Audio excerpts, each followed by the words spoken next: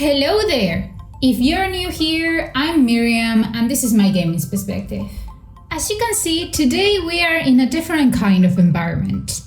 And the reason for that is that, well, you all know it's summer right now, right? So I don't have air conditioner in my room.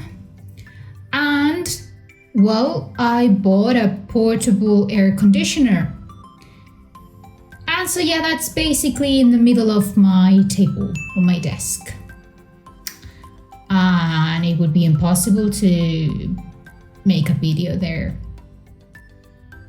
Though I love him really much, I do love my air conditioner and I call him Penguin. He's my little penguin, not so little anymore, he has grown up a lot. But yeah, Penguin is my dearest friend right now. My dearest friend. In this video, I wanted to share with you guys my top favorite Switch games. So let's just get on with the video. Okay, the first video I want to talk about is Breath of the Wild. And I believe all of you know what Breath of the Wild is, right? Even if you don't like it or if you like it, you know what video game I'm talking about. You know what Breath of the Wild is. Even though I love it so much, I've come to the realization over the past few years that there are a few things I would like for Nintendo to add in the sequel of Breath of the Wild. Some things that were missing for me in Breath of the Wild, in the first video game. Even though that's come really obvious for me in the past few years, when I first bought it and I first played it, I had tons of fun with the game. Tons of fun. I explored everything I could explore. I climbed every mountain. I visited every shrine. I visited all the towns. I probably did everything I could to explore all of Hyrule and all of its regions. So I can definitely say that I really enjoyed this game. The next game I want to talk about is Animal Crossing New Horizons.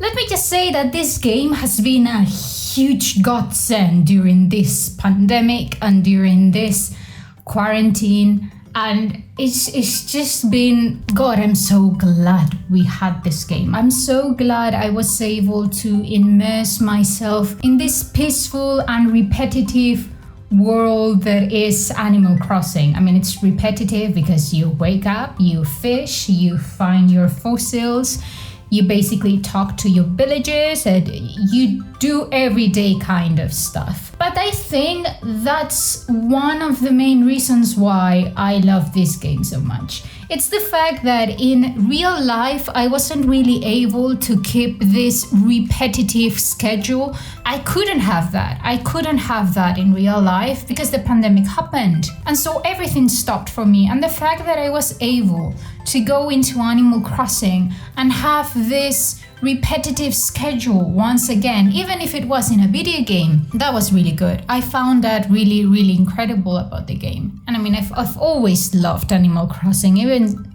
since I was a kid. I've loved Animal Crossing with all my heart. So when I knew this was coming out, I had to buy it and I love it. Now the next game I want to talk about is LA Noire. For those of you who don't know what LA Noire is, it's a video game that was actually released for the PlayStation 3 in 2011.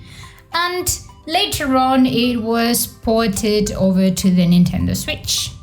Thank goodness, because if it hadn't been ported, I wouldn't have played it, basically. And I really liked it. You know, when I was growing up, when I was a kid, my parents loved this TV series about crime and about policemen and all of that. We always watched CSI and all those kinds of TV series. And when I discovered there was this video game about a detective and you basically had to go around LA solving crimes, and it was a kind of Grand Theft Auto but with detectives, I knew I had to get it and I knew I had to play it. You can tell that graphically speaking, it's a video game for the PlayStation 3, But I really enjoyed it. I really had a fun time solving all the crimes and basically just stealing cars and doing what you do in Grand Theft Auto, but being a detective. I really had a fun time. The next game I want to talk about is Fire Emblem Three Houses. Mind you, I haven't played the other Fire Emblem games in the series, so I don't know how this one compares to the other ones. The only thing I really know is that I really like this game. One of the things you might not know about me is that when I was a teenager, I loved to play otome games.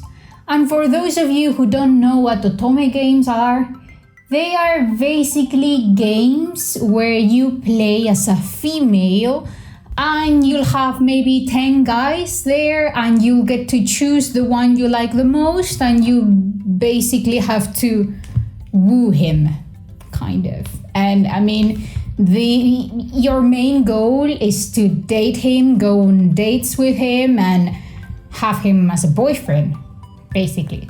So that's what otome games are about. And I loved them. I was obsessed with them. But yeah, when I started playing Fire Emblem Three Houses, I really didn't know what I was getting myself into.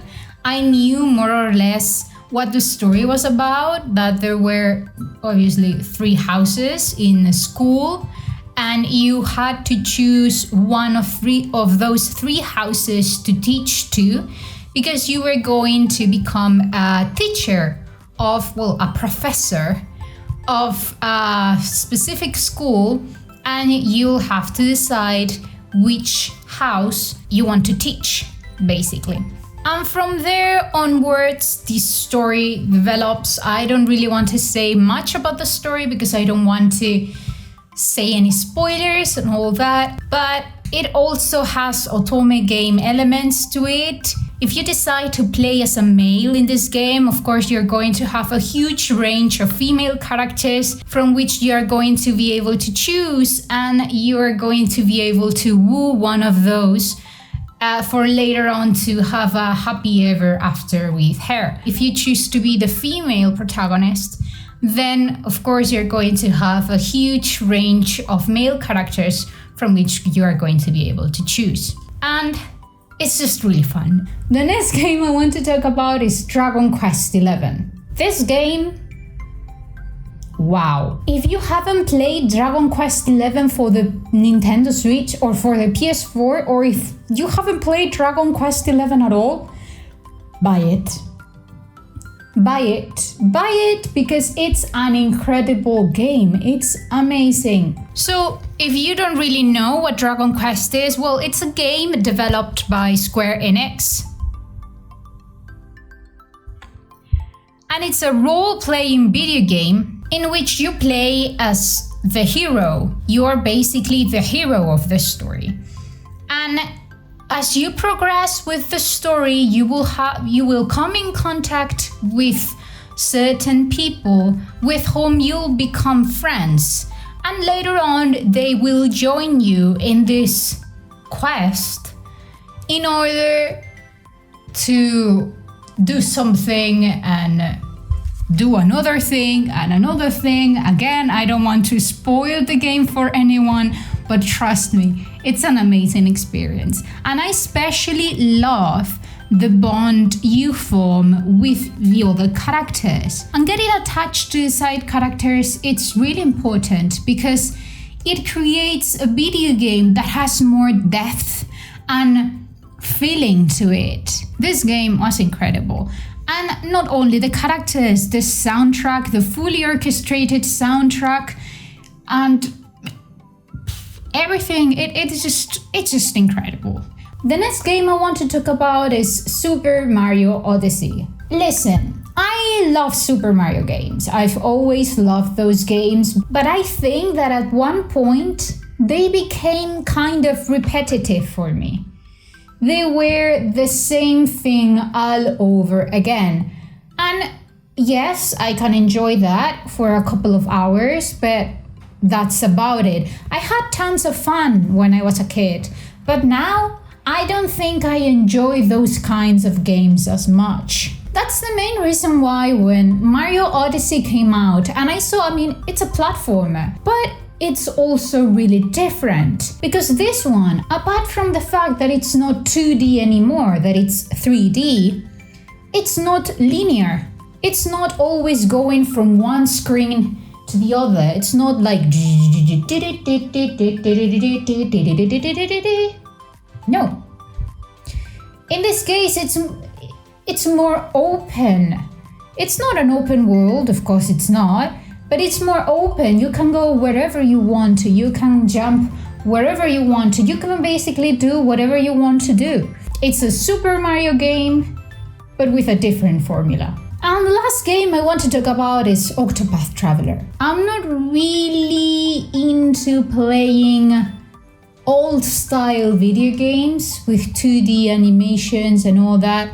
But when I saw this game, and when I saw that the graphics looked stunning, I knew I had to play it. And I even bought the Ultimate Edition, the limited edition with the soundtrack and all that. I have it. So this game is a turn-based role-playing video game, basically. And it was first released for the Nintendo Switch as an exclusive. And basically, as the title says, you've got 8 paths. You get to choose from 8 different characters, and each character has a different story and a unique story. And along the way, you're meeting the rest of their characters and you're getting to know them. And well, each character has its own goal and whatever they want to do and whatever they want to accomplish. And it's really nice because the same as with Trials of Mana, you get 8 different stories in the same video game. And I really like that concept. So yeah, those are basically my top favorite Nintendo Switch games. Are any of the games I mentioned in this video one of your favorites? If they are, or if you have a different favorite Nintendo Switch game, leave a comment down below and tell me all about it. But for now, I think we've come to the end of this video. I hope you guys enjoyed it, and if you did, don't forget to subscribe and click on the notification bell so that you don't miss any videos in the future. I'll see you in the next video.